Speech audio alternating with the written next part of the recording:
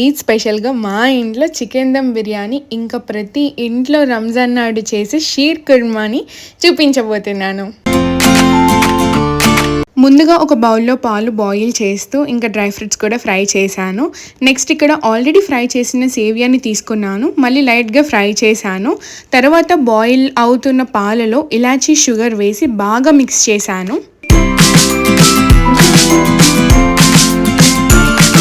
Fry చేసి పెట్టుకున్న సేవియాని కూడా వేసి స్టవ్ ఆఫ్ చేశాను, లేదా గట్టి పడిపోతుంది. లాస్ట్లో ఫ్రై చేసుకుని పెట్టుకున్న డ్రై ఫ్రూట్స్ వేసి కాస్త గీ వేసుకుంటే ఈద్ స్పెషల్ షీర్ కుర్మా రెడీ.